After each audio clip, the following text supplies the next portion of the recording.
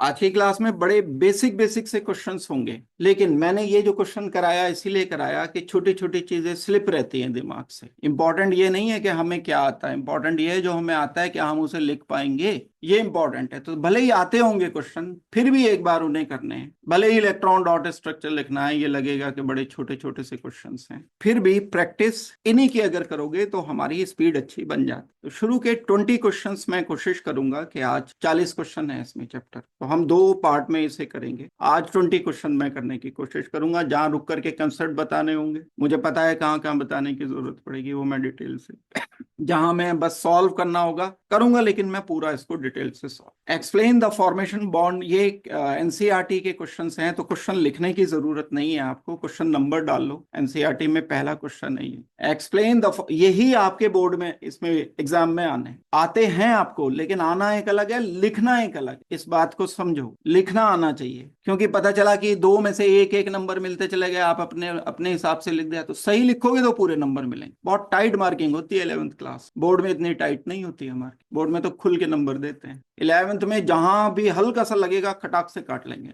Explain the formation of chemical bond. Chemical bond formation के 2 तरीके हैं, तो आपको इसमें क्या लिखना है, आंसर बताओगे? हाँ, bond is form due to stabilise atomic structure, stabilise atom in terms of electronic configuration, that is to complete octet. Octet complete करने के लिए हम बॉन्ड बनाते हैं। एक बात, number 2, to complete octet we follow 2 patterns, sharing and transferring। जब हम इलेक्ट्रॉन्स की शेयरिंग करते हैं तो कोवलेंट बॉन्ड बनता है। एग्जाम्पल भी साथ के साथ लिख रहा हूं। आउटर शेल इलेक्ट्रॉन्स लिखने हैं, क्लोरीन के होते हैं हमारे पास 7, दूसरे क्लोरीन के भी हमारे पास होंगे 7। ये एक बार ब्रश अप हो जाएगा तो अच्छे क्वेश्चंस भी कर पाओगे, ये तो 9th 10th में भी करते हो आप इस टाइप। कोवलेंट बॉन्ड ऐसे बनता है। ट्रांसफेरिंग में क्या होता है, जैसे हमने आयोनिक बॉन्ड बनाना, आयनिक बॉन्ड को एक और नाम देते हैं electrovalent. Ionic and electrovalent bond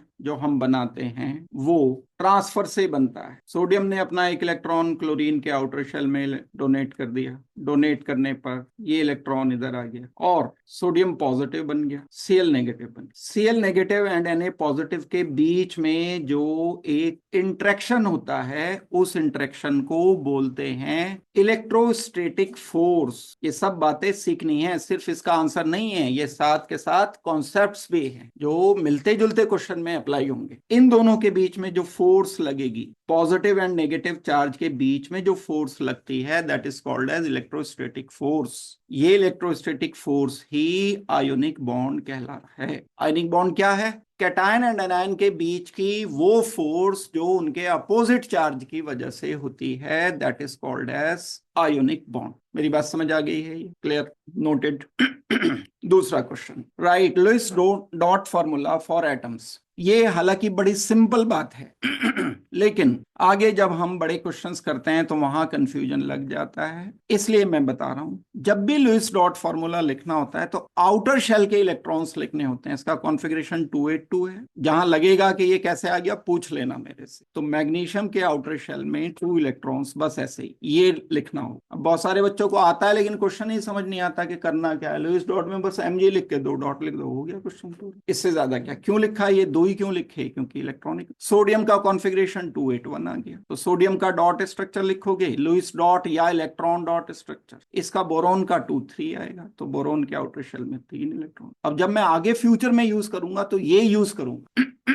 oxygen की बात आती है, ऑक्सीजन का कॉन्फ़िगरेशन 2 6 होता है, तो ऑक्सीजन के आउटर शेल में इलेक्ट्रॉन्स लिखने होंगे आपको S2 से। अगर मैं नाइट्रोजन की बात करता हूं तो नाइट्रोजन का कॉन्फ़िगरेशन होता है 2 7, नहीं 2 5 भाई।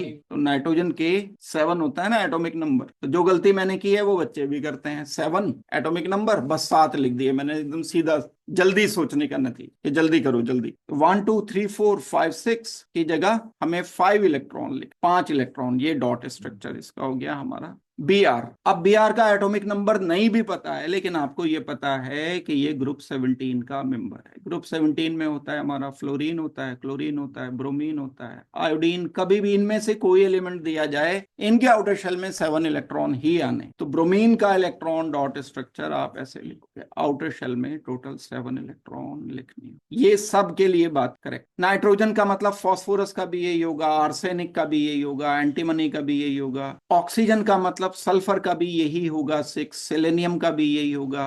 बोरोन का मतलब एल्यूमिनियम का भी यही होगा, इसके नीचे जो एलिमेंट है। सोडियम का मतलब लिथियम का भी यही होगा, और पोटेशियम का भी यही होगा, सीजियम का भी यही। मैग्नीशियम का मतलब बेरिलियम का पूछा है तो भी यही होगा, क्योंकि पीरियोडिक टेबल के साथ ये रिलेटेड है। कैल्शियम का भी यही होगा, एंड सो ऑन। कहाँ चला गया? सिंपल सी बात थी, ये दिमाग में आपके पहले से थी, लेकिन ये ब्रश अप हो गया। तो हमें ग्रुप पता होना चाहिए, ताकि हम किसी भी बॉन्डिंग, जो बॉन्डिंग नाइट्रोजन बनाएगा वैसी बॉन्डिंग फॉस्फोरस बनाएगा, वैसी आर्सेनिक बनाएगा, जो ऑक्सीजन बनाएगा वैसी सल्फर बनाएगा। कुछ अंतर जो आएंगे वो मैं बताता रहूंगा। Write Lewis symbol for the following atoms and ions. Sulphur and sulphur 2 negative. 2 negative का मतलब 2 इलेक्ट्रॉन ले लिए, और रेडॉक्स की भाषा में बोलूं तो रिड्यूस हो गया। सल्फर इज ऑक्सीडाइजिंग एजेंट, जो इलेक्ट्रॉन लेता है वो ऑक्सीडाइजिंग। सल्फर अभी हमने किया, सल्फर के आउटर शेल में इलेक्ट्रॉन्स होते हैं 6, लेकिन सल्फर 2 नेगेटिव में 2 एक्स्ट्रा इलेक्ट्रॉन हमें बाहर से फालतू लिखने पड़ेंगे। भाई 2 नेगेटिव तो तभी आएंगे, 2 नेगेटिव चार्ज मतलब ये 2 इलेक्ट्रॉन। इसी तरह से अगर एल्यूमिनियम की बात करते हो, एल्यूमिनियम का कॉन्फ़िगरेशन है 283। तो जिनके आउटर शेल में 4 से कम इलेक्ट्रॉन होते हैं वो इलेक्ट्रॉन लेते नहीं, वो इलेक्ट्रॉन दे देते हैं। तो एल्यूमिनियम के आउटर शेल में इलेक्ट्रॉन्स होंगे 1, 2 एंड 3। इससे पहले वाले में 8 है, यानी 283 कॉन्फ़िगरेशन। तो अब जब मैं एल्यूमिनियम 3 पॉजिटिव लिखूंगा तो बस ऐसे लिखूंगा, यानी ये 3 इलेक्ट्रॉन थे, तीनों के तीनों चले गए आउटर शेल में। थर्ड शेल में अब 0 इलेक्ट्रॉन है। हाइड्रोजन की बात आ जाती है। हाइड्रोजन में 1 इलेक्ट्रॉन है, हाइड्रोजन नेगेटिव में 1 इलेक्ट्रॉन बाहर से इसको मिल गया। दैट मीन्स ये एक negative charge. H atom is, electron लिया, इलेक्ट्रॉन लेने वाला क्या बोला जाता है रेडॉक्स की भाषा में? प्लीज, यस, रेडॉक्स की भाषा में संजय, ऑक्सीडाइजिंग एजेंट। हाँ, रिड्यूस होता है। बस अब इधर उधर की बात ना करो, गलत बता चुके। आंसर हो गया, डन। अब इसके बाद नेतागिरी बचती है बस, और कुछ नहीं, डिबेट बचती है। पक्का करना जरूरी है। अगर ये पॉजिटिव बनाता तो रिड्यूसिंग एजेंट होता, अगर ये नेगेटिव बना रहा है तो ऑक्सीडाइजिंग एजेंट। अब क्योंकि पढ़ लिया तो ये काम आती हैं चीजें, साथ के साथ सोचते चलो। नेक्स्ट क्वेश्चन आ गया, 3 के बाद सीधा 5 आ गया, चौथा पता नहीं कहाँ चला गया। चलो देख लूंगा मैं बाद में कौन सा होगा। Draw the Lewis structure for the following molecule and ions. अब इनमें जोड़ के बनाना, इसकी शेयरिंग करानी है। सल्फर के आउटर शेल में इलेक्ट्रॉन्स होते हैं 6, हाइड्रोजन के आउटर शेल में इलेक्ट्रॉन्स होते हैं 2। तो ये बनाना पड़ेगा। ना लगाओ ये गोले तो भी चलेगा, लेकिन इसे लगाने से थोड़ा कॉन्फिडेंस आ जाता है कि इस गोले में, इस सेट में सेट सबसेट पढ़े होंगे आपने, कॉमन सेट पढ़े होंगे। तो ये कॉमन सेट है, इसमें 8 इलेक्ट्रॉन पूरे हो गए। हाइड्रोजन के हमें 2 पूरे करने हैं। सिलिकॉन के आउटर शेल में भाई इलेक्ट्रॉन्स होते हैं 4, और क्लोरीन के आउटर शेल में इलेक्ट्रॉन्स होते हैं भाई 7। अभी किया था 1, 2, 3, 4, 5, 6, 7। ये वाले क्लोरीन के आउटर शेल में 7 इलेक्ट्रॉन्स। एक आधा क्वेश्चन बीच में ऑब्जेक्टिव में, सब्जेक्टिव में, बोर्ड में डाल देते हैं। एक एक नंबर से ही आपको मार्क्स पूरे मिलते हैं। क्लोरीन के 8 पूरे कर रहे हैं हम, और सिलिकॉन के 8 पूरे कर। कार्बन अगर होता तो कार्बन में भी यही कहानी होती। CCl4 में भी आप यही बॉन्डिंग बना रहे होते, सेम बॉन्डिंग। CCl4, CH4 में भी सेम बॉन्डिंग होती, बस H में 2 हुई। BeF2, beryllium. बेरिलियम ग्रुप 2 का मेंबर है। आउटर शेल में बस 2 इलेक्ट्रॉन्स होते हैं। जस्ट अगर 2 इलेक्ट्रॉन्स हैं आउटर शेल में, तो फ्लोरीन के साथ, ये फ्लोरीन का तो काम बन गया, लेकिन बेरिलियम इलेक्ट्रॉन डेफिशिएंट रहेगा। एक थ्योरी होती है जिसमें ऑक्टेट पूरा नहीं भी होता है, या ऑक्टेट से ज्यादा हो जाता। कुछ एलिमेंट ऐसे हैं जो ऑक्टेट पूरा नहीं करते, उनमें बेरिलियम भी एक। तो बेरिलियम इज इलेक्ट्रॉन डेफिशिएंट। क्या मतलब, अगर आपसे पूछा जाए इलेक्ट्रॉन डेफिशिएंट का, इसका मतलब है जिसमें 8 से कम इलेक्ट्रॉन हैं आउटर शेल के। एक टर्म होता है लुईस एसिड, ये भी आएगा। लुईस एसिड वो इलेक्ट्रॉन डेफिशिएंट होते हैं जिनमें इवन नंबर के इलेक्ट्रॉन्स हो आउटर शेल में, मतलब 8 होने थे तो 8 तो पूरे हैं। इलेक्ट्रॉन डेफिशिएंट या तो 6 होगा या 4 होगा या 2 हो, 7 वाला नहीं बोला जाएगा, 7 वाले को हम लुईस एसिड नहीं बोलेंगे। तो इस इलेक्ट्रॉन डेफिशिएंट को हम बोल सकते हैं लुईस एसिड। वैसे तो जब ऑर्बिटल कॉन्सेप्ट में बताऊंगा, वैसे तो इसकी सीधी डेफिनेशन क्या है, लुईस एसिड वो होते हैं जिनमें वेकेंट ऑर्बिटल अवेलेबल रहता है, वो लुईस एसिड। तो यहाँ क्योंकि 2 वेकेंट ऑर्बिटल्स हैं, अब आ जाती है बात HCOOH की। ये नोट कर लिया हो तो मैं हटा देता हूं, जगह हो जाएगी तो मैं HCOH एंड CO3 बता। डन। HCOH, कार्बन के आउटर शेल में इलेक्ट्रॉन्स हैं हमारे पास 1 2 3 4। एक मैंने इसके साथ कनेक्ट कर दिया H, एक इसके साथ कनेक्ट कर दिया ऑक्सीजन, ऑक्सीजन के थे मेरे पास 6, दूसरा भी एक और ऑक्सीजन मुझे इसके साथ जोड़ना। ऑक्सीजन के आउटर शेल में इलेक्ट्रॉन्स होते हैं 6। एक चीज का और ध्यान रखना है, इस क्वेश्चन की मदद से मैं बताऊंगा, लोन पेयर की संख्या 1 2 3 4 5 6 7 8, 8 पूरे, 8 पूरे, 2 पूरे, 8 पूरे। बॉन्डिंग बनाओ, H C double bond oxygen OH। एक जो एडिशनल क्वेश्चन कॉम्पिटिटिव एग्जाम के लिए आता है, किसी मॉलिक्यूल में लोन पेयर पूछ लेते हैं। यहाँ लोन पेयर बचे हैं 2, यहाँ लोन पेयर बचे हैं 2। ऑक्सीजन अगर न्यूट्रल है तो उसके पास 2 ही लोन पेयर होंगे बस। कार्बन अगर न्यूट्रल है, देखो न्यूट्रल के लिए बता रहा हूं, कार्बन अगर न्यूट्रल है और बॉन्ड पूरे हैं, ऑक्टेट पूरा है विद कंप्लीट ऑक्टेट, तो लोन पेयर इस पर होंगे 0। ऑक्सीजन अगर न्यूट्रल है, ऑक्टेट पूरा है, तो लोन पेयर होंगे। नाइट्रोजन अगर न्यूट्रल है, ऑक्टेट पूरा है, तो लोन पेयर होगा 1। फ्लोरीन अगर न्यूट्रल है, ऑक्टेट पूरा है, तो लोन पेयर होंगे 3। ये वाली बात याद रखोगे तो आगे कोऑर्डिनेट बॉन्ड बनाने में आपको आसानी रहेगी। इसके बाद आता है CO3 2 नेगेटिव। 2 नेगेटिव का मतलब 2 इलेक्ट्रॉन इसको बाहर से मिले हैं। अगर कार्बन है तो कार्बन के आउटर शेल में इलेक्ट्रॉन्स हमारे पास होते हैं 4, लिख लिए हमने 4 इलेक्ट्रॉन्स। ऑक्सीजन के आउटर शेल में इलेक्ट्रॉन्स होते हैं 6, लिख लिए ये 6 इलेक्ट्रॉन्स। दूसरे ऑक्सीजन के आउटर शेल में भी 6 इलेक्ट्रॉन्स ही रखने पड़ेंगे, 1 2 3 4 5 एंड 6। तीसरे के भी 6 इलेक्ट्रॉन्स ही लिखने पड़ेंगे, लेकिन शेयर 2 को कराना पड़ेगा तभी काम पूरा बन पाएगा। तब हम इसको ऑक्टेट पूरा करेंगे, ऑक्सीजन का पूरा, इस ऑक्सीजन का पूरा नहीं, इस ऑक्सीजन का पूरा नहीं, साथ है कार्बन का पूरा। लेकिन ये जो 2 नेगेटिव चार्ज दिया है, बाहर से 2 इलेक्ट्रॉन इसे मिलेंगे, तो ये बाहर से इलेक्ट्रॉन इसको दोगे, एक इलेक्ट्रॉन इसको दो, एक बाहर से इलेक्ट्रॉन इसको दोगे। मैंने डायरेक्ट लिख दिया इस पर। तो ऑक्सीजन को बाहर से 1 इलेक्ट्रॉन एक्स्ट्रा मिला तो यहां नेगेटिव लिखना पड़ेगा, यहां नेगेटिव। ये बहुत इंपॉर्टेंट है, ये बहुत पूछा जाता है, रेजोनेंस में भी आता है। अभी यही बन करके रेजोनेंस में पूछा जाएगा। बॉन्डिंग में इसके कैसे लिखूंगा, C double bond oxygen, oxygen negative, oxygen negative. Lone pairs 3, इस पे भी 3 2। अभी बताया था न्यूट्रल ऑक्सीजन ऑक्टेट पूरा है तो 2 लोन पेयर्स रहते हैं, बस हटा दूं। सिंपल है, बहुत आसान है, लेकिन आसान चीजें भी करनी ही हैं, आसान चीजों में भी गलती करते हो आप लोग। नेक्स्ट देखो, define octet rule. Octet rule वो होता है, लिखना क्या है, क्वेश्चन ये है, to become stabilise every element needed to complete 8 electrons in outer shell of atom, it is called octet rule. Significance, those molecules having complete octet are stable. ये बताई मैंने significance, ये सिग्निफिकेंस है। लिमिटेशन बता रहा हूं, लिमिटेशन, कुछ elements octet rule follow नहीं करते, इंपॉर्टेंट है बहुत लिमिटेशन, ये तो सभी कर देते हैं octet rule. Significance, some molecules do not follow octet rule. कुछ 8 से कम वाले होते हैं, कुछ 8 से ज्यादा होते हैं, तो हम इन्हें 2 कैटेगरी में डिवाइड करते हैं, इलेक्ट्रॉन डेफिशिएंट और दूसरे वाले एक्सेस इलेक्ट्रॉन्स देन 8। अब जो इलेक्ट्रॉन डेफिशिएंट वाले होंगे वो 4-5 एग्जाम्पल हैं, जो बड़े इंपॉर्टेंट एग्जाम्पल हैं, जो आपको ध्यान रखना है। बेरिलियम का एक कंपाउंड लिखा था, हमेशा बेरिलियम के कंपाउंड इलेक्ट्रॉन डेफिशिएंट होंगे। BeH2 कितने इलेक्ट्रॉन है आउटर शेल में, 4। BeCl2 कितने हैं, 4। बोरोन ट्राइफ्लोराइड कितने हैं, 6। BH3 कितने हैं, 6। AlH3 कितने हैं, 6। AlCl3 कितने हैं, 6। एक टाइप के जिसमें अगर हम इलेक्ट्रॉन्स देखें तो कम भी हैं एंड इवन नंबर हैं, तो ये सब जितने लिखे हैं सब लुईस एसिड। एक ऐसे होते हैं जिनमें ऑड आते हैं, 7 इलेक्ट्रॉन आते हैं, अब कम भी हैं लेकिन ऑड नंबर भी है, तो हम इनको लुईस एसिड नहीं बोलेंगे, हाँ इलेक्ट्रॉन डेफिशिएंट रहेंगे। नाइट्रोजन के यूजुअली कंपाउंड ऐसे हो। तो दूसरे टाइप इसके इलेक्ट्रॉन डेफिशिएंट के, हैविंग 7 इलेक्ट्रॉन्स, NO नाइट्रोजन का ऑक्साइड।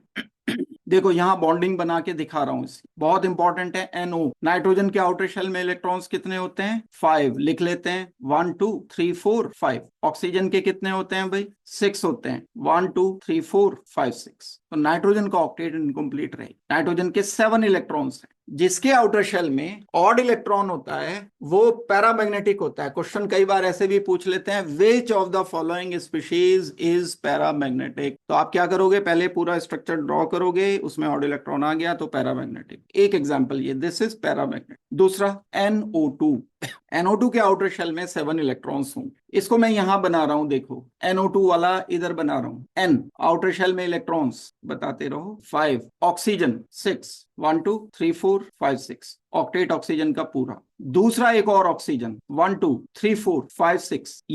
ये मैंने थोड़ा सा गलत कर दिया, इसे सही कर रहा हूं। इन 2 इलेक्ट्रॉन्स को मुझे यहां इसके साथ शेयरिंग कराना हो, डबल बॉन्ड बनाना हो, लेकिन इन 2 को मैं शेयरिंग नहीं कराऊंगा क्योंकि इसके 1 2 3 4 5 6 7 से ज्यादा इलेक्ट्रॉन हो जाएंगे। अगर इधर भी शेयरिंग करा दी तो इसे 4 काउंट करना पड़ेगा ना, 4 और 4 8 और एक 9 नहीं हो सकते नाइट्रोजन में। किसी एलिमेंट के आउटर शेल में 8 से ज्यादा हो सकते हैं, लेकिन नाइट्रोजन में नहीं हो सकते क्योंकि इसका सेकेंड शेल ही आखिरी शेल है। तो हम इसे लिखेंगे, ये वाला कोऑर्डिनेट बॉन्ड समझते हो, ये कोऑर्डिनेट बॉन्ड बना, इसकी बॉन्डिंग कैसे बनाओगे? N, coordinate bond oxygen, odd electron, double bond oxygen, ये बना NO। ऑड इलेक्ट्रॉन वाला इलेक्ट्रॉन डेफिशिएंट। और कम भी होने चाहिए, इवन नंबर तो 8 भी है, 8 से कम होने चाहिए, मतलब 6 होने चाहिए, सीधी सी बात है। 6 होने चाहिए या 4 होने चाहिए, हाँ 2 भी चलेगा। लेकिन यहां पर 7 इलेक्ट्रॉन्स अगर हैं तो ये इलेक्ट्रॉन डेफिशिएंट भी है। आप इमेजिन करके देखो, ऑर्बिटल खाली नहीं रह सकता ना, 7 में एक इलेक्ट्रॉन रखना पड़ेगा, जबकि हमें लुईस एसिड के लिए वेकेंट ऑर्बिटल रिक्वायर्ड है। हटा दो इसको। अब हम आते हैं इस दूसरे पार्ट पर। दूसरा पार्ट है एक्सेस इलेक्ट्रॉन वाला। बहुत सारे एलिमेंट ऐसे भी होते हैं जिसमें 8 से ज्यादा इलेक्ट्रॉन प्रेजेंट होते हैं। अच्छा, पीरियोडिक टेबल जानते हो? पीरियड नंबर 2 के मेंबर जानते हो, पीरियड नंबर 3 के मेंबर जानते हो। पीरियड नंबर 2 में कौन कौन से एलिमेंट हैं? लिथियम को छोड़ दो, चलो बेरिलियम मेटल है उसे छोड़ दो। उसके बाद कौन सा आ गया? बोरोन आ गया, कार्बन आ गया, नाइट्रोजन आ गया, फ्लोरीन। इनमें कभी भी आप 8 से ज्यादा नहीं लिख सकते इलेक्ट्रॉन, क्योंकि कॉन्फ़िगरेशन है 2 8। 8 के बाद तो शेल ही नहीं है इसके पास। ज्यादा इलेक्ट्रॉन कितने रख सकते हैं? 8 रख। तो इन एलिमेंट के बारे में, boron, carbon, nitrogen, oxygen, fluorine के बारे में लिखोगे, can never have electrons more than 8। हाँ, कम रह सकते हैं, कम हमने लिखे हैं, हमने कम लिखे हैं। नाइट्रोजन में 7 लिखे हैं, बोरोन में लिखे हैं 6 लिखे हैं, लेकिन 8 से ज्यादा कभी भी नहीं हो सकते। जब मैं पीरियड नंबर 3 पर आऊंगा तो पीरियड नंबर 3 में तो 3 शेल होते हैं, पहले में 2, दूसरे में 8, तीसरे में 18। तो 8 से ज्यादा रख सकते हो इलेक्ट्रॉन्स को। तीसरा शेल बॉन्डिंग कहां बन रही है? तीसरे शेल में बन रही है। तीसरे शेल में बॉन्डिंग बन रही है तो उसमें डी ऑर्बिटल भी शामिल है। डी ऑर्बिटल भी शामिल है तो हम बॉन्डिंग एक्सटेंड कर सकते हैं, इसको बोलेंगे हम एक्सटेंडेड बॉन्डिंग। तो अगर यही मैं बोरोन की जगह एल्यूमिनियम ले लेता हूं, एल्यूमिनियम कैन हैव, हमेशा नहीं, मोर देन 8 इलेक्ट्रॉन। जैसे मैं अगर AlF6 लिखता हूं और इस पर पूरे पर 3 नेगेटिव चार्ज लिखता हूं, अब एल्यूमिनियम के आउटर शेल में इलेक्ट्रॉन 6 मल्टीप्लाइड 2, 6 बॉन्ड बने हुए हैं फ्लोरीन के साथ, हर बॉन्ड में 2 इलेक्ट्रॉन है, 12 इलेक्ट्रॉन है। ये काम बोरोन नहीं कर सकता। क्यों नहीं कर सकता बोरोन? डी ऑर्बिटल नहीं है।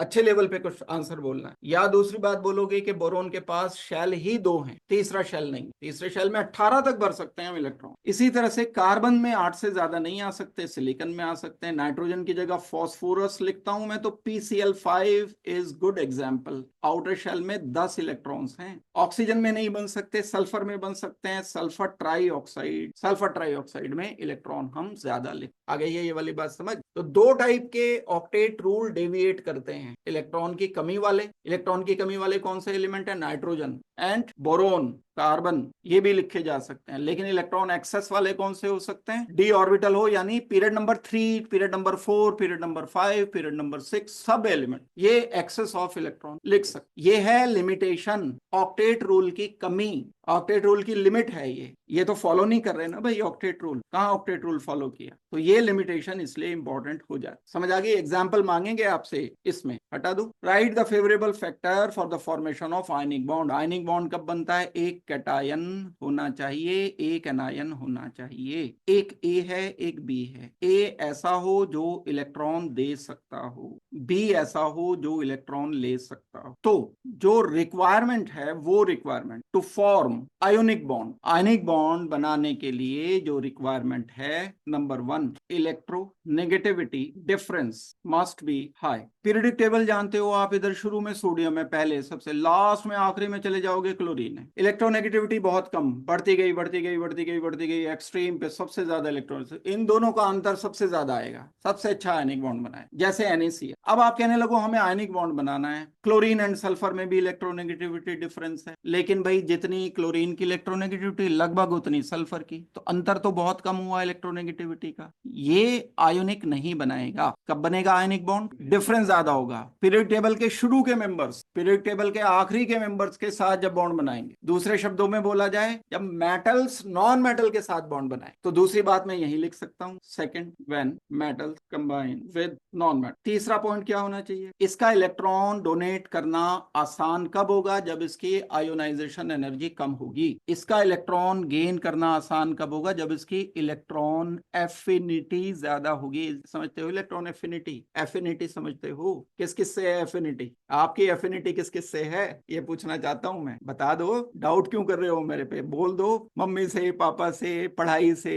एफिनिटी मतलब लगाव, प्रेम। एफिनिटी का मतलब ये है जिस एलिमेंट का लगाव इलेक्ट्रॉन से बहुत ज्यादा होगा और जिस एलिमेंट का लगाव इलेक्ट्रॉन से बहुत कम होगा, वो दोनों आपस में आयनिक बॉन्ड बनाएं। इसकी आयनाइजेशन एनर्जी, इसको हम टेक्निकल वर्ड में क्या बोलेंगे? Ionisation energy. मतलब इलेक्ट्रॉन लूज करना चाहता है कि जा भाई मुझे नहीं पता, जा, तो आयनाइजेशन एनर्जी कम है, मतलब थोड़ी सी एनर्जी मिली, एकदम इलेक्ट्रॉन लूज कर दिया। और ये जो इलेक्ट्रॉन लूज हुआ है वो बड़ी आसानी से इसे गेन कर ले। तो यहां हम टेक्निकल बात लिखेंगे, जो बात मैंने बताई आपको।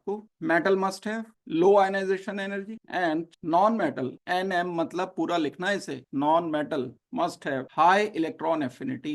दूसरा इंटरप्रिटेशन क्या कर सकते हैं इलेक्ट्रॉन एफिनिटी का? एक और वर्ड है इसके लिए जो आसपास का वर्ड है इसके, इलेक्ट्रॉन गेन एंथैल्पी। जब इलेक्ट्रॉन गेन कर लेगा ये, तो एनर्जी लिबरेट होगी, that energy is called as electron gain energy. ये 3 हैं, बहुत इंपॉर्टेंट क्वेश्चन है 11th क्लास के लिए, ये पूछा जाता है क्वेश्चन, जो आने वाले क्वेश्चन है, रिपीट होते हैं, मतलब जो क्वेश्चन, उनमें से एक ये। Discuss the shape of following molecule using valence, shell, electron pair repulsion theory. अब इसमें हमारी थ्योरी क्या है, बड़ी ब्रीफ में मैं बताता हूं। पहली बात, ये कोवलेंट कंपाउंड के लिए, नॉट फॉर आयनिक। आयनिक है तो VSEPR नहीं लगाओ। दूसरी बात, ये बेस्ड है on repulsion between lone pair lone pair, loan pair bond pair, bond pair bond. Theory ये है कि लोन पेयर बॉन्ड पेयर अपने से ज्यादा दूर रहना चाहते हैं, उस चक्कर में वो अपनी एक शेप बना लेते हैं हमेशा। अपने बॉन्ड पेयर को, अपने लोन पेयर को ज्यादा से ज्यादा दूरी पर रखने के लिए कोई मॉलिक्यूल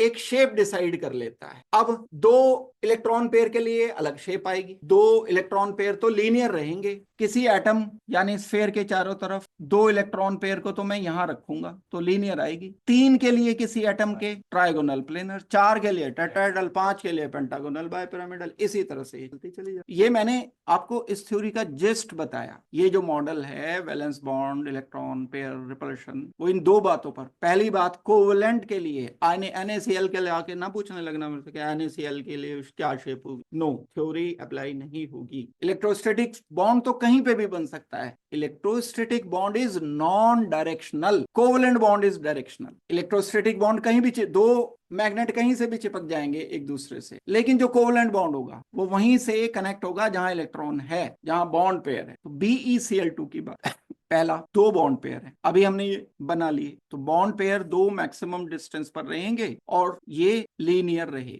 बस ये आंसर हमारा हो गया। 11th में तो इतना लिख दोगे काफी। ट्राइगोनल प्लेनर रहेगा, एंगल लिखना चाहोगे तो एंगल 120 लिखोगे, एंगल यहाँ 180 लिखा जाना चाहिए, लिखना पड़ेगा, बल्कि यहाँ पर 3 क्लोरीन आपने जोड़ दिए इसके साथ, तो 3 क्लोरीन अभी जो हमने बनाए 120 एंगल पर एग्जिस्ट करे, तो this is trigonal planar. SiCl4 silicon है, टेट्राहेड्रल हो, यहाँ पर Cl कनेक्ट किया, Cl कनेक्ट किया, Cl 4 bond pair maximum distance पर रखने के लिए जो हमारे पास ज्योमेट्री आती है टेट्राहेड्रल है, उसे रिप्रेजेंट करके दिखाना पड़े। थिक लाइन है ये, ब्रोकन लाइन, Cl हो गया, Cl हो गया, Cl हो गया, Cl 1 2 3, bond angle 109.5, arsenic F5। अब यहाँ कंफ्यूज हो जाओगे, कोई कंफ्यूजन की जरूरत नहीं, अगर पीरियड पता है कि ये नाइट्रोजन फैमिली का मेंबर है, तो नाइट्रोजन के आउटर शेल में 5 होते हैं, आर्सेनिक में भी 5। देखो इसको समझने के लिए nitrogen, phosphorus, arsenic, antimony, bismuth, हाँ देख के बता दो, बहुत बढ़िया, नेता बनोगे तुम और कुछ नहीं।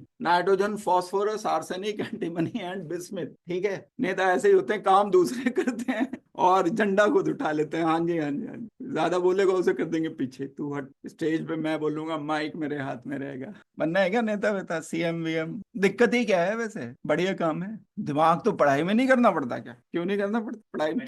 पढ़ा दूं? नहीं, देख लो, अगर नेता वेता बनना है तो क्या बात है, फिर तो नेता बनने का कोई इरादा नहीं हो रहा है। तो आर्सेनिक 5 बॉन्ड पेयर को मैक्सिमम डिस्टेंस, AsF5 कैसे हम इंटरप्रिटेशन करेंगे, अभी बीच में मुझे डिस्टर्ब करोगे ना, फिर बताऊंगा। AsF5 हैव, कहाँ गलत है देखो, ध्यान से देखो, AsF5 have 5 bond pair, lone pair भी चाहिए होता है, अब यहाँ है नहीं, 0 लोन पेयर, क्योंकि ज्योमेट्री में लोन पेयर को भी ऐड करना पड़ता है। 5 के लिए हमें 1 S 3 P 1 D लेना पड़ेगा, अगर मैं हाइब्रिडाइजेशन भी साथ के साथ चला दूं तो ये आना पड़ेगा ट्राइगोनल प्लेनर। 5 बॉन्ड पेयर्स को ट्राइगोनल प्लेनर लिखना आना चाहिए। ये फास्फोरस, आर्सेनिक, ये 3 ट्राइगोनल, 120 120 120 एंगल, फ्लोरीन, और बाकी के ये 2 बॉन्ड्स अलग, फ्लोरीन एंड फ्लोरीन अलग टाइप के बॉन्ड हैं। इनको आप लिखोगे कि ये इक्विटोरियल बॉन्ड है, बाइपिरामिडल। ये पहले बनाया था प्लेनर मैंने, जब 3 का लिखा, बाइपिरामिड बाद में बनाया। अगर ये AsF3 बोला जाता तो ट्राइगोनल प्लेनर हो, तो ये हो गया इक्विटोरियल, ये हो गया एक्सियल। ये दोनों बॉन्ड अलग अलग होते हैं। देखो एक क्वेश्चन यहाँ बहुत काम का है, ये बॉन्ड स्ट्रॉन्गर बॉन्ड होता है, ये बॉन्ड वीकर बॉन्ड होता है। किसमें पूछेंगे ये? AlCl, इसमें PCl5 में पूछेंगे। PCl5 के लिए हमें क्या करना होगा? PCl5 के लिए हमें 2 अलग अलग टाइप के बॉन्ड देने होंगे, एक्सियल अलग, इक्वेटोरियल अलग। अब आते हैं हम इसके बाद H2S एंड PH3 पर। हो गया, रिपल्शन कम है, रिपल्शन इस पर यहां कम है, यहां रिपल्शन ज्यादा है। 90 एंगल ये रिपल्शन ज्यादा दे रहा है, ये 120 एंगल 120 एंगल ये रिपल्शन कम दे रहा है। तो अगर रीजन आपको बताना है तो axial bonds are weaker because they exert more repulsion. Axial bonds are weaker because they exert more repulsion. ये काम सिर्फ किस में होता है? ट्राइगोनल बायपिरामिडल में होता है। हटा दूं, H2S एंड H2O एक ही जैसे बनेंगे। ऑक्सीजन के आउटर शेल में, सल्फर के आउटर शेल, इलेक्ट्रॉन्स हैं हमारे पास 6, हाइड्रोजन जोड़ना है, हाइड्रोजन जोड़ना है। बॉन्ड पेयर्स कितने हो गए? 2। लोन पेयर कितने हो गए? 2। अब टोटल हो गया 4। 4 के लिए हम रखते हैं 4 टेट्राहेड्रल। 4 अगर इलेक्ट्रॉन पेयर है और स्पेस में उन्हें ज्यादा से ज्यादा दूरी पे रखना है तो सबसे कम एनर्जी का सिस्टम बनता है टेट्राहेड्रल, सबसे कम स्ट्रेन का सिस्टम बनता है टेट्राहेड्रल। तो for 4 electron pairs system is tetrahedral. होना चाहिए था टेट्राहेड्रल, मतलब सल्फर एक पोजीशन पर यहां लोन पेयर, एक पोजीशन पर यहां लोन पेयर, एक पोजीशन पर यहां हाइड्रोजन, एक पोजीशन पर हाइड्रोजन। लेकिन ये लोन पेयर तो दूर से देखने पर बॉन्ड का काम तो करेंगे नहीं, ये तो जस्ट ऐसे नजर आएंगे कि सल्फर के नजदीक ही होंगे। मतलब आप कोई अगर आप में से इसको देखता है तो सल्फर के पास ही होंगे, डायरेक्शन तो यही होगा, H यहां होगा, H यहां। दैट मीन्स हम इसे टेट्राहेड्रल बोलेंगे नहीं। देखने में मुझे इसे क्या बोलना पड़ेगा? बेंट या वी, बेंट और वी शेप। कैसे लिखोगे इसको? इसको लिखोगे दिस इज एक्चुअल, और एक था जो एक्सपेक्ट किया जा रहा था। एक्सपेक्टेड क्या था? ये था टेट्राहेड्रल। स्पेलिंग सही लिखी है मैंने, गलत लिखी है? क्या बात है, अंग्रेज हो रहे हो पूरे। ये तो एक्सेप्ट कर लिया हमने इसे। स्पेलिंग वाला पोर्शन ना, फाइल बंद हो जाती है केमिस्ट्री की फाइल जब खुलती है दिमाग में तो। वेल, एक्सपेक्टेड आप लिखोगे टेट्राहेड्रल, पूरी बात लिखनी है। ये होना चाहिए था, लेकिन लोन पेयर की प्रेजेंस की वजह से ये नहीं है, ये हो जाएगा वी शेप। अब आ गई बात पीएच, हटा रहा हूं मैं इसको। फॉस्फोरस आउटर शेल में इलेक्ट्रॉन 5 हैं, तो हमने बॉन्ड बनाए सिर्फ 3 में, बॉन्ड पेयर 3। ये आप यहाँ क्या सीख रहे हो? लिखने का, आंसर करने का तरीका। जब कॉपी में आंसर लिखोगे तो यही पैटर्न लिखोगे। होता क्या है, सारा कुछ दिमाग में जल्दी जल्दी बस एक चित्र सा बनाया, छुट्टी हो गई, 2 नंबर का क्वेश्चन हो, मौका मिल जाएगा नंबर काटने। नहीं कट सकते नंबर, पहले ये लिखो, फिर उसके बाद बॉन्ड पेयर लिखो 3 है, लोन पेयर लिखो 1 है, सम लिखो 4 हो गया, एक्सपेक्टेड टेट्राहेड्रल। लेकिन एक पोजीशन पर क्योंकि लोन पेयर है, फॉस्फोरस, नाइट्रोजन से फॉस्फोरस, दिमाग में एक ही जैसी चीजें चल रही, ये आ जाएगा एच, ये आ जाएगा एच, ये आ जाएगा पिरामिडल। इसके बारे में क्या बोलोगे? ये एक्चुअल है, एक्सपेक्टेड है, एक्चुअल है। चेंज कर रहा हूं मैं question. Although geometries of ammonia and water molecule are distorted tetrahedral. Distorted tetrahedral का मतलब टेट्राहेड्रल के कॉर्नर पर कमी आ गई, मतलब यहां ऐसा टेट्राहेड्रल ऐसा होता है, लेकिन यहां से ये बॉन्ड पेयर की जगह लोन पेयर आ गया, यहां ये आएगा H and H and H। Lone pair के कारण इसको हमने नाम दिया डिस्टॉर्टेड टेट्राहेड्रल। टेट्राहेड्रल अगर ये है तो इनका कहना ये है टेट्राहेड्रल एंगल 109.5 होना चाहिए था, लेकिन ये एंगल 109.5 नहीं होता है। ये जो लोन पेयर, ये लोन पेयर अपना काम करता है। तो इसमें जो आंसर में लिखने वाली बात है, ये पता है, मुझे पता है कि आपको पता है, लेकिन आपको ये नहीं पता है कि आंसर लिखना कहां से शुरू करना है। आपको लिखना शुरू करना है lone pair repulsion is greater then loan pair bond pair, again bond pair bond. अब ये वाला रिपल्शन 109.5 तो ये इसलिए नहीं होगा क्योंकि ये रिपल्शन कम है, loan pair bond pair repulsion greater है, ये लेस है, तो ये 109.5 से दब जाएगा। ये लोन पेयर इसे ज्यादा सप्रेस करेगा। बॉन्ड पेयर एक दूसरे से जो दूर जा रहे हैं वो दूर नहीं हो पाएंगे, क्योंकि bond pair repulsion comparatively weaker है। तो यहां से शुरुआत करोगे। अब इसे लिखोगे कैसे? Because of lone pair bond pair repulsion in NH3 की बात अलग है, is greater than bond pair, so angle suppress from 109.5 to 107 in NH3। जबकि वाटर में ये काम और भी डबल हो रहा है। वाटर में तो लोन पेयर हैं 2, ये और भी कम हो जाता है, 107 से 104.8 के आसपास, कई बार 105 भी लिखा होता है बुक में, कोई वो इशू नहीं है, डेटा से कोई मतलब नहीं है। हाँ, अमोनिया एंड वाटर में कभी बॉन्ड एंगल लिखने को आ जाए तो वाटर में कम होगा, अमोनिया में ज्यादा होगा। क्यों? क्योंकि वाटर में lone pair bond pair repulsion 2 हैं, अमोनिया में सिर्फ एक लोन पेयर है, वाटर में 2 लोन पेयर हैं। तो यहाँ ये रिपल्शन ज्यादा हो रहा है, दोनों तरफ से हो रहा है। तो this bond angle suppressed from 109.5 to 105। तो बॉन्ड एंगल का एक और मैं साथ के साथ क्वेश्चन करा रहा हूँ। बॉन्ड एंगल अमोनिया में ज्यादा, बल्कि अगर मैं CH4 लेता हूं तो उसमें सबसे ज्यादा, उससे कम अमोनिया में, उससे भी कम बॉन्ड किया है, हटा दूं। इसीलिए तो कोई रिपल्शन बॉन्ड पेयर का है जो कि सबसे कम है। अगर मैं CH4 बनाता हूं तो ये तो एग्जैक्ट टेट्राहेड्रल एंगल होगा ना। ये 109.5 है, ये 107 है, ये 105 है। Done. How do you express the bond strength in terms of bond order? Bond order का मतलब is equal to number of bonds between 2 atoms. जैसे hydrogen single bond hydrogen, bond order is equal to 1, oxygen double bond oxygen, bond order is equal to 2, nitrogen triple bond nitrogen, bond order is equal to 3।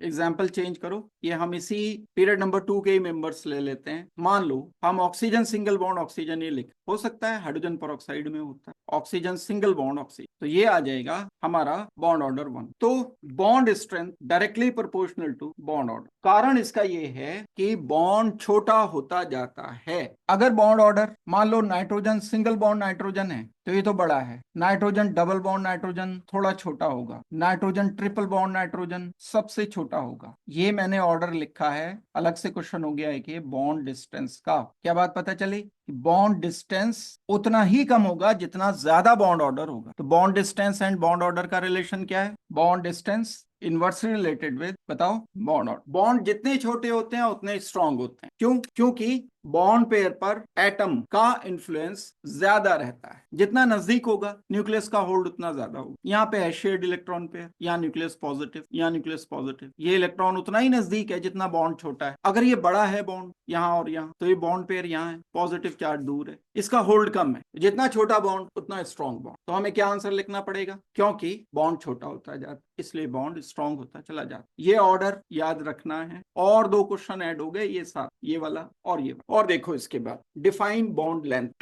कौन बताएगा? Distance between, distance between बता दो। कोई बात नहीं, गलती हो जाएगी तो क्या है, थोड़ी बहुत खुराक तो मिलेगी। डिस्टेंस बिटवीन, गलत, यही मैं सुनना चाह रहा था, गलत। बिटवीन न्यूक्लियाई ऑफ एटम तो बाहर से होगा या बीच सेंटर से होगा? कहां से लेना है? एक एटम दूसरा एटम, इन दोनों के न्यूक्लियाई के सेंटर्स का डिस्टेंस, ये बॉन्ड डिस्टेंस कोवेलेंट के लिए ये ओवरलैप भी होगा, थोड़ा सा एरिया ये ओवरलैप भी होगा। तो दो एटम की रेडियस का समेशन नहीं है, समझो मेरी बात को। एक एटम है ऑक्सीजन, दूसरा एटम है ऑक्सीजन, इसकी रेडियस आर है, दूसरे ऑक्सीजन की भी रेडियस आर ही हो। तो मैंने ऑक्सीजन सिंगल बॉन्ड ऑक्सीजन बना दिया, तो इनके बीच का डिस्टेंस 2r नहीं होगा। क्यों नहीं होगा? क्योंकि जब बॉन्ड बनेगा ओवरलैपिंग भी तो होगी भाई, 2r से थोड़ा सा कम होना चाहिए। तो अब क्या बात निकली डेफिनेशन की? बॉन्ड बनाने के बाद, सेम एटम्स के बॉन्ड बनाने के बाद, दो न्यूक्लियाई के सेंटर्स के बीच का डिस्टेंस बॉन्ड डिस्टेंस कहला बना। बॉन्ड बना दिया मैंने, क्या ओवरलैप क्यों बोलूं मैं जब मैंने कह दिया बॉन्ड बनाने के बाद बोल दिया। जब ओवरलैपिंग के बाद ही तो बॉन्ड बनेगा, या नहीं? नेता बनना है हमारी बात, मेरी बात बस, ये व्हाइट नहीं है ये सफेद है, ये वाली बात तो नहीं है ना। लिखो distance between centres of two nuclei of bonded atoms are called, is called bond distance. आ गया है समझ? जाना है? चलो अगली क्लास, मुझे रुको एक minute. Explain the important aspect of resonance with reference of CO3 to negative ion. बहुत इंपॉर्टेंट क्वेश्चन है ये, आने वाला, ये क्वेश्चन आने वाला क्वेश्चन है आपके 11th में, बहुत आता है। पहले हम देखते हैं कि रेजोनेंस क्या है, क्वेश्चन बाद में करेंगे। Resonance the phenomena in which more than one Lewis structure can be written. Important बात ये है अब इसके बाद, विदाउट चेंजिंग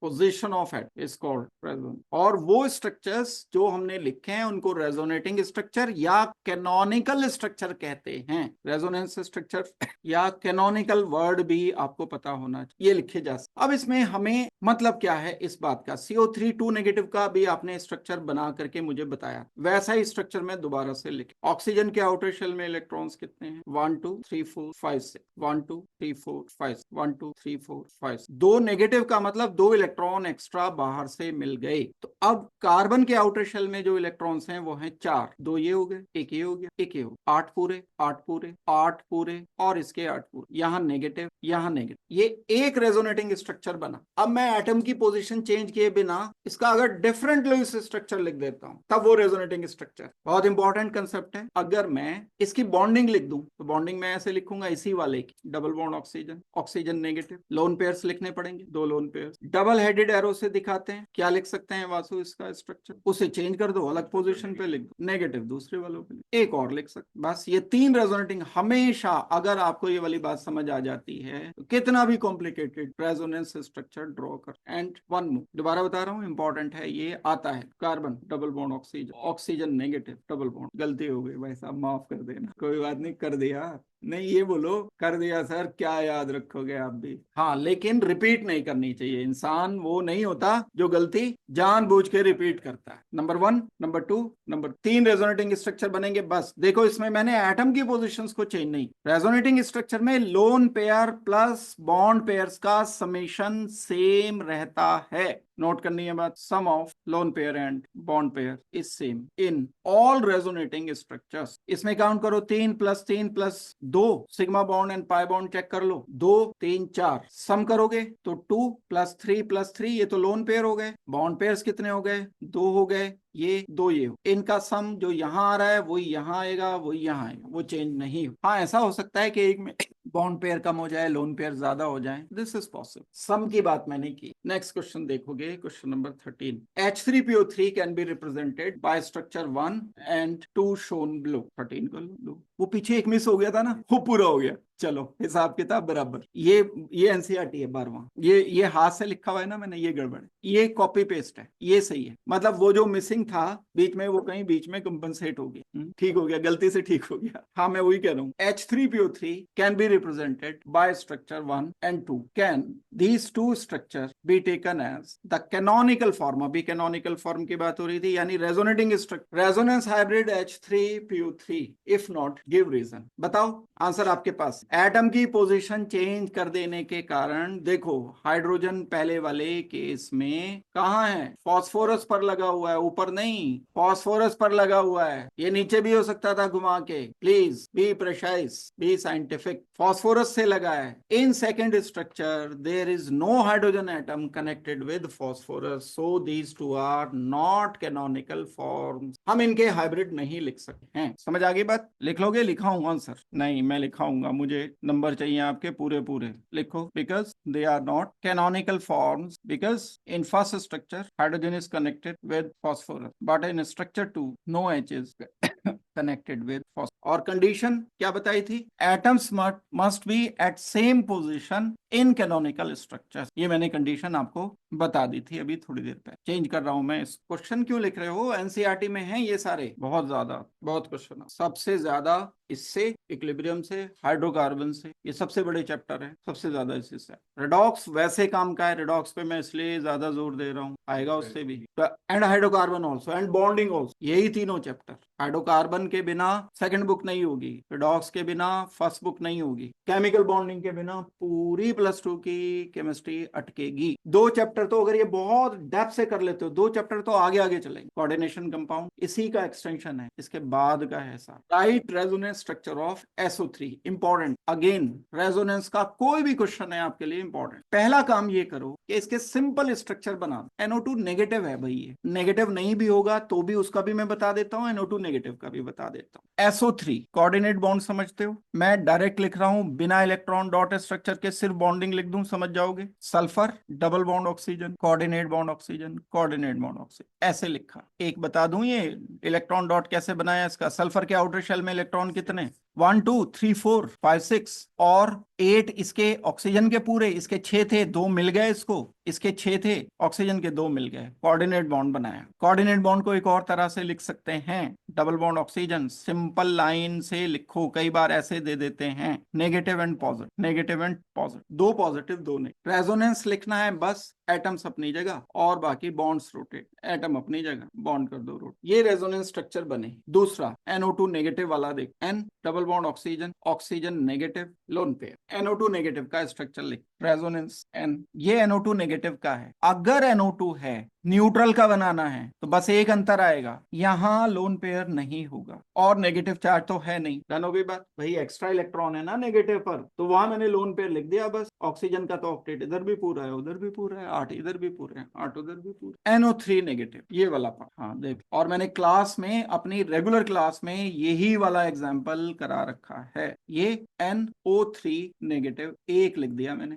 रेजोनेंस बना सकते हो, बहुत सारे रेजोनेंस बनेंगे। आप एक रेजोनेंस लिख सकते हो, N double bond oxygen, oxygen negative, coordinate bond oxygen, 2 ये बन गए। अब आप क्या करोगे, इस डबल बॉन्ड को दूसरी पोजीशन पर लिख दो, फिर 2 बन जाएंगे, N double bond oxygen, oxygen negative, coordinate, एक और बन जाएगा। फिर डबल बॉन्ड को इधर लिख दो, एक और बन जाएगा, तो टोटल 6 आंसर आएगा। समझ रहे हो मेरी बात? भाई पहले आप एक बॉन्ड को फिक्स कर लो, डबल बॉन्ड ऑक्सीजन को। डबल बॉन्ड ऑक्सीजन को एक जगह लिख सकता हूं मैं, तो उसके 2 स्ट्रक्चर हो गए। डबल बॉन्ड ऑक्सीजन को दूसरी जगह, उसके 2 हो गए। डबल बॉन्ड ऑक्सीजन को तीसरी जगह, उसके 2। ये टोटल पॉसिबल स्ट्रक्चर्स मिलेंगे।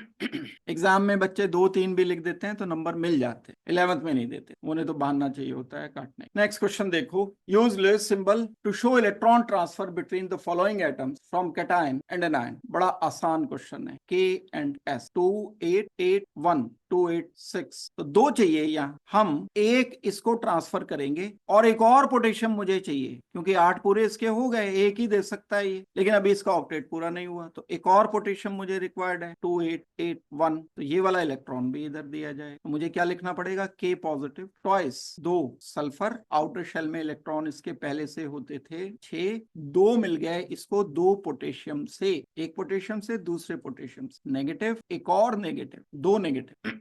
डन, आयोनिक बॉन्डिंग शो की है। अब ऐसे ही बी पार्ट में हमने कैल्शियम 2882, ऑक्सीजन 2 6, यहाँ 2 नहीं चाहिए, यहाँ कैल्शियम एक ही चाहिए, इन 2 इलेक्ट्रॉन को इधर ट्रांसफर कर दो, कैल्शियम पर चार्ज आ जाएगा हमारा 2 पॉजिटिव, ऑक्सीजन पर चार्ज आ जाएगा 2 नेगेटिव, 1 2 3 4 5 6, कैल्शियम वाले 2 इलेक्ट्रॉन्स यहाँ लिख दिए गए, 2 नेगेटिव 2 पॉजिटिव, ये लुईस स्ट्रक्चर आ गया। ALN एल्यूमिनियम नाइट्रोजन 28325, कोई इशू नहीं, 3 के 3 इलेक्ट्रॉन इधर सप्लाई होंगे। आयोनिक बॉन्ड की बात हो रही है, ये सब के सब आयोनिक बॉन्ड बन रहे हैं। हम इन 3 इलेक्ट्रॉन के लिए एल्यूमिनियम 3 पॉजिटिव, नाइट्रोजन 1 2 3 4 5, और ये 3 इलेक्ट्रॉन अलग से एक्स्ट्रा एल्यूमिनियम वाले यहाँ पर आए, 3 नेगेटिव चार्ज इसको मिल गए, आयोनिक बॉन्ड। दूसरा नाम इस बॉन्ड का इलेक्ट्रोस्टैटिक बॉन्ड, तीसरा नाम इसका इलेक्ट्रोवेलेंट बॉन्ड, 3 नाम है, ionic, electrostatic and electrovalent. 15 number पे आ जाओ। Although both carbon dioxide and water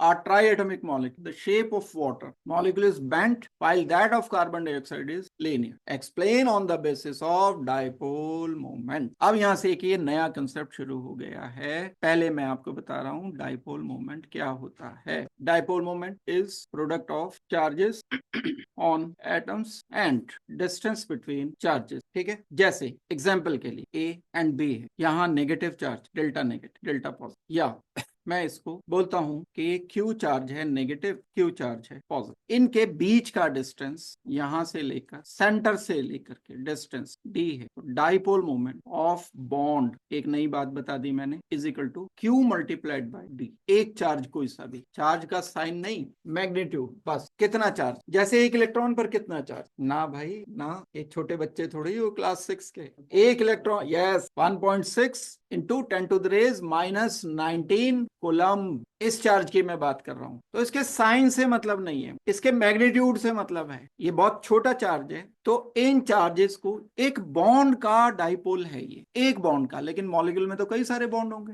तो पूरे मॉलिक्यूल के dipole moment of molecule is equal to vector sum of dipole moment of all bonds, angle भी आ गया वेक्टर सम की बात अगर हो।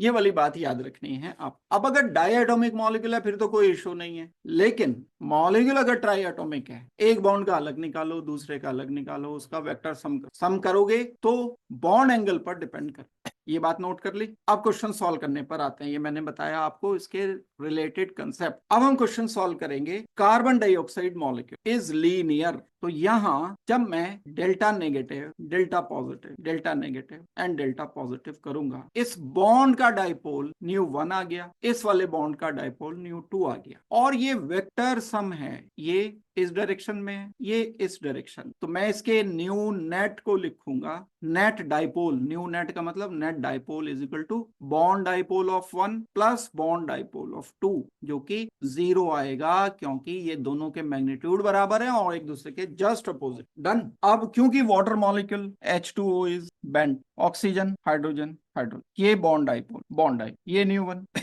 नेट डाइपोल क्या होगा, ये nu net is equal to, ये वेक्टर सम करना है, nu net for water is equal to ν1 plus ν2, so not equal to 0 since bond angle is not 180। यहाँ तो 180 था, बिल्कुल अपोज कर गए थे ये एक दूसरे को, जितना इस डायरेक्शन में था उतना इस डायरेक्शन में था। फॉर्मूला भी है, उससे भी हो जाता है, जरूरत नहीं है, छोटी सी प्रॉब्लम है, अदरवाइज हम इसे फॉर्मूले से भी सॉल्व कर सकते हैं। न्यू नेट का फॉर्मूला लिखते हैं, और फॉर्मूला लिख करके एंगल लिखने पड़ेंगे, लेकिन फिर हमें इसे एंगल लिख करके एग्जैक्ट वैल्यू भी कैलकुलेट हो जाए, प्रोवाइडेड के हमें ν1 ν2 पता कर दो चेंज। तो ये 2 के लिए है ना, एक पॉजिटिव इसके कारण आया, एक पॉजिटिव इसके कारण आया, एक बॉन्ड के लिए तो पॉजिटिव उतना ही है ना। ν1 के लिए मैंने क्या किया, Q मल्टीप्लाइड बाई D, तो Q तो 1 पॉजिटिव वाला है, और ν2 के लिए मैंने क्या किया, Q मल्टीप्लाइड बाई D, तो दोनों का प्रोडक्ट तो सेम ही आएगा।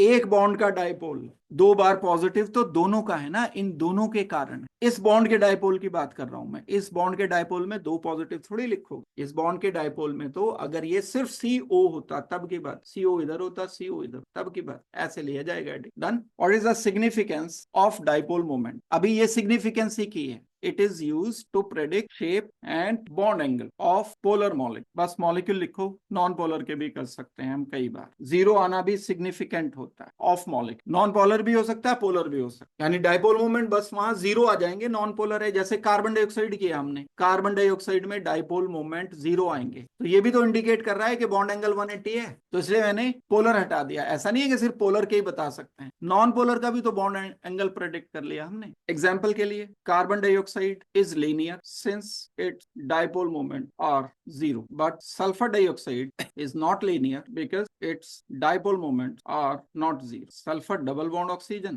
कोऑर्डिनेट बॉन्ड ऑक्सीजन, अब इसका डाइपोल जीरो नहीं आएगा क्योंकि एक एंगल इधर बन रहा है, एक इधर बन रहा है, तो नेट डाइपोल इसका ये होना चाहिए, जीरो नहीं। हटा दूं, देख लो 4 क्वेश्चन करने 5 मिनट, बल्कि 4 ही मिनट। समझ भी आ रहा है या बस नोट ही कर रहे हो? डिफाइन इलेक्ट्रोनेगेटिविटी एक एक करके प्लीज। Towards itself, right? तो कर लोगे आप। Tendency of an atom to attract shared electron pair towards itself when bonded covalently. Electron gain enthalpy इससे अलग होती है क्या? Electron gain enthalpy, when an atom gain electron in gaseous isolated form some amount of energy releases called electron gain enthalpy। Short में मैंने लिखा दी, बस इन दोनों की डेफिनेशन लिख दोगे तो अंतर हो जाएगा। ये बात लिखनी जरूरी है कि एटम आइसोलेटेड होना चाहिए गैसियस स्टेट में। ये बोल दोगे अगर कि कोई एटम एक इलेक्ट्रॉन लेता है जो एनर्जी निकलती है, दैट इज कॉल्ड एज, तो ये गलत डेफिनेशन। आइसोलेटेड गैसियस एटम होना जरूर। Explain with the help of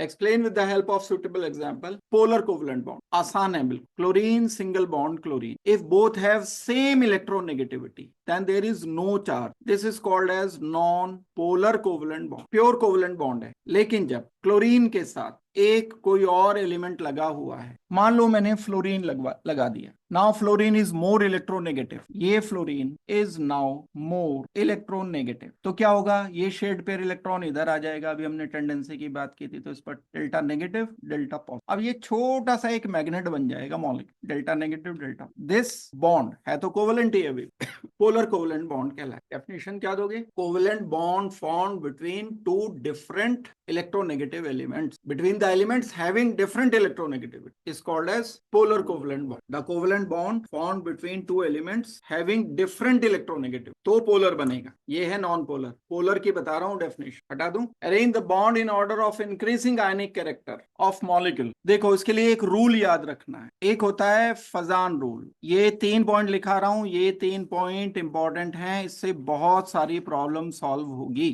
Fazan rule बताता है for compound to be more covalent क्या करना है? Size of cation must be less, charge on cation must be high. Anion की बात करें अगर, क्योंकि कोवेलेंट कंपाउंड या आयनिक कंपाउंड में जो हम एनायन वाला पार्ट लेंगे, size of anion must be larger. ये 3 बातें आप याद रखो, इसके अकॉर्डिंग मैं बता सकता हूं कोई कंपाउंड कोवेलेंट है या आयोनिक है। अब इनमें बताना है इंक्रीजिंग आयनिक कैरेक्टर या कोवेलेंट कैरेक्टर। आयोनिक कैरेक्टर जो होगा इनवर्सली रिलेटेड होगा कोवेलेंट कैरेक्टर। तो अब ये मुझे कंपाउंड गिवन है सबके सब। इन कंपाउंड में अगर मैं फजान रूल अप्लाई करता हूं, 2 यूज कर लो, ये 3 लिख लो या 2 लिख। लिथियम फ्लोराइड LiFK2, इन 2 को चेक करो। लिथियम का साइज छोटा, पोटेशियम का साइज बड़ा, फ्लोरीन है। अच्छा, ये तब हम अप्लाई करेंगे। इससे रिलेटेड जो मैंने लिखा है ये प्रॉब्लम मैं अलग करा रहा हूं, इसको मैं अलग, इसके लिए 2 स्टेटमेंट अलग लिखूं। पहले मैं इस पर बेस प्रॉब्लम लिखा रहा हूं, फजान रूल पर बेस। जैसे ये जो मैंने कुछ दिया है, इसके लिए आपको क्वेश्चन दिया गया, इस पर भी आ रहा हूं मैं, अभी इसको भी करूंगा डिस्कस। जैसे आपको दिया गया LiCl NaCl KCl, इसके अकॉर्डिंग देख इन 3 में बताना है, विच इज बहुत सारे क्वेश्चन मिलते हैं क्योंकि इसमें, इसलिए मैं इसको साथ के साथ ही कर रहा हूं। तो आपको बताना है कोवेलेंट बिहेव। कैटायन का साइज छोटा, कैटायन का साइज बड़ा, कैटायन का साइज और बड़ा। एनायन है इसमें सेम, तो छोटा कैटायन क्या करेगा? कोवेलेंट ज्यादा बनाएगा, तो कोवेलेंट बिहेवियर होना चाहिए ऐसा। और इसी का अगर आयनिक बिहेवियर पूछा जाए, LiCl NaCl KCl, ऐसे करेंगे। एक क्वेश्चन ये हो गया, काम का क्वेश्चन है। 3 पैटर्न है बस, एक पैटर्न मैंने ये बता दिया। दूसरा जो पैटर्न है क्वेश्चन का वो मैं बता रहा हूं। दूसरा पैटर्न है NaCl NaF NaCl NaBr NaI। यहाँ कैटायन सेम है, एनायन के साइज बढ़ते चले जा रहे हैं, तो कोवलेंट होगा NaI सबसे ज्यादा, NaBr, NaCl, NaF। ये कौन सा बिहेवियर लिखा मैंने? कोवलेंट। आनिक इसका रिवर्स हो जाए। तो ये जो मैंने कंसेप्ट लिखा है, इस पर ये दो टाइप की प्रॉब्लम कुछ भी हो, बस आपको साइज या तो कैटायन का या एनायन, कैटायन या तो फिक्स दिया होगा या एनायन, ये वाली जो प्रॉब्लम है इसमें कैटायन एनायन सारे चेंज कर दिए गए। यहाँ क्योंकि लिथियम है, यहाँ पोटेशियम है, यहाँ फ्लोरीन है, यहाँ ऑक्सीजन, ये मैंने जो दी या तो कैटायन को सेम रखा या मैंने एनायन को सेम रखा, उसके लिए ये फजान रूल अप्लाई। अब यहाँ जो आपसे पूछा है क्वेश्चन, हटा दो इसको, यहाँ जो क्वेश्चन आपसे पूछा है कोवलेंट। कोवलेंट के लिए अभी मैंने क्राइटेरिया बताया था कि इलेक्ट्रोनेगेटिविटी डिफरेंस से जितना ज्यादा इलेक्ट्रोनेगेटिविटी डिफरेंस होगा उतना आयोनिक हो। तो LiF ये तो होगा आयोनिक। K2O, तो K2O में एंड LiF में इलेक्ट्रोनेगेटिविटी डिफरेंस की बात अगर करते हो तो जैसे जैसे मैं डाउन द ग्रुप मूव करता हूं, यहाँ लिथियम, यहाँ सोडियम, यहाँ पोटेशियम, पोटेशियम की इलेक्ट्रोनेगेटिविटी कम होती चली जा रही है। तो this difference is greater. Lithium की इलेक्ट्रोनेगेटिविटी ज्यादा है, इसकी इलेक्ट्रोनेगेटिविटी कम है, तो अंतर की बात करो आप, अंतर ये होगा ग्रेटर। तो यहाँ K2O आयोनिक ज्यादा होगा, उससे कम आयोनिक होगा लिथियम फ्लोराइड, सबसे कम होगा नाइट्रोजन आयोनिक, क्योंकि नाइट्रोजन में तो इलेक्ट्रोनेगेटिव डिफरेंस 0 है। फिर SO2 में एंड ClF3 में आप अंतर देख, डिफरेंस कहां पर ज्यादा है? सल्फर एंड ऑक्सीजन की इलेक्ट्रोनेगेटिविटी में डिफरेंस, क्लोरीन एंड फ्लोरीन की इलेक्ट्रोनेगेटिविटी में डिफरेंस लगभग बराबर। दैट मीन्स मुझे बताना पड़ेगा सल्फर डाइऑक्साइड, लेकिन फ्लोरीन तो मोस्ट इलेक्ट्रोनेगेटिव एलिमेंट Cl आ गया, तो यहां मैं लिखूं आयोनिक एंड ClF। ये ऑर्डर आपको किस बेस पे मैंने किया? यहां बेसिस था डिफरेंस ऑफ इलेक्ट्रोनेगेटिव। तो यानी आयनिक एंड कोवलेंट वाली प्रॉब्लम आएगी तो दो रूल्स के बेस पे करोगे, या तो डिफरेंस ऑफ इलेक्ट्रोनेगेटिविटी या फजान रूल, इसके बेस पे आपको करना हो। नेक्स्ट देखो क्वेश्चन, ये लास्ट क्वेश्चन है अभी का आज का।